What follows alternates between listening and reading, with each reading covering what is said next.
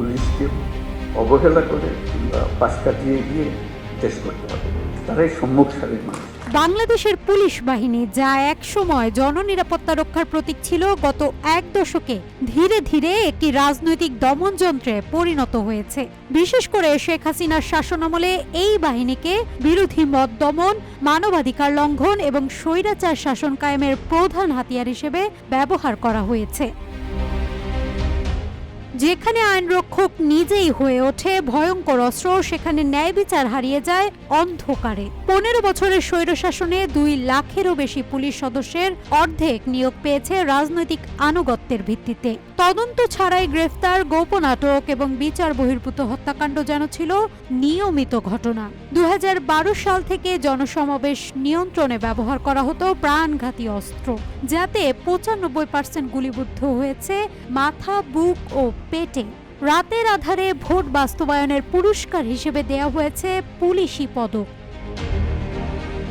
পুলিশকে অবহেলা করে বা পাশ কাটিয়ে দেশ গড়া যাবে না বলে মনে করেন অন্তর্বর্তী সরকারের প্রধান উপদেষ্টা অধ্যাপক মোহাম্মদ ইউনূস। তিনি বলেন, পুলিশই সম্মুখ সারির মানুষ, পুলিশ মানে আইন ও শৃঙ্খলা। আর এই আইন ও শৃঙ্খলা না থাকলে যত বড় চিন্তাই হোক, যত টাকাই থাকুক, কোনো কাজে আসবে না। জনগণের প্রতিরোধের আগুন নিভে যায়নি। ছাত্র আন্দোলন, জনগণের জাগরণ সব মিলিয়ে শুরু হয় নতুন অধ্যায়।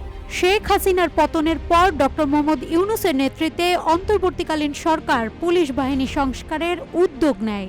এই সংস্কারের লক্ষ্য পুলিশকে রাজনৈতিক প্রভাবমুক্ত করা, নিয়োগ ও পদোন্নতিতে স্বচ্ছতা আনা এবং একটি স্বাধীন পুলিশ কমিশন গঠন করা। এদিকে রাজনৈতিক লেজুর ভিত্তির বাইরে গিয়ে স্বতন্ত্র কমিশনের অধীনে থাকতে চায় পুলিশ।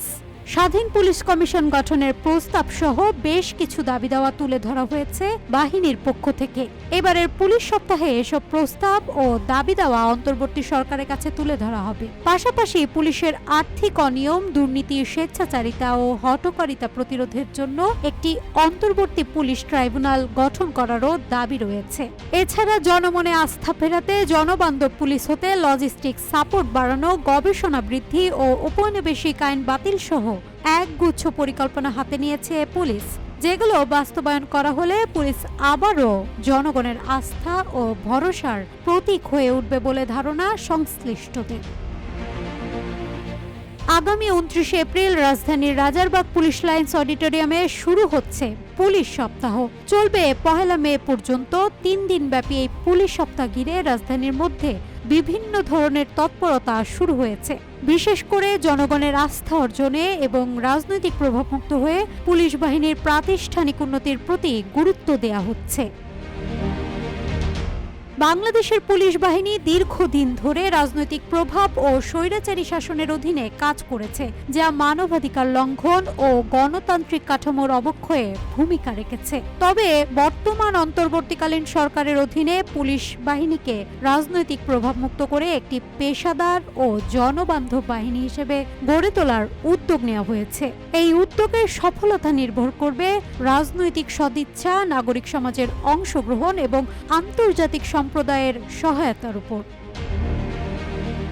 নতুন সূচনা, নতুন আশা। পুলিশ বাহিনী কি ফিরে পাবে জনগণের আস্থা, নাকি আবারও হারিয়ে যাবে ক্ষমতার অন্ধকারে?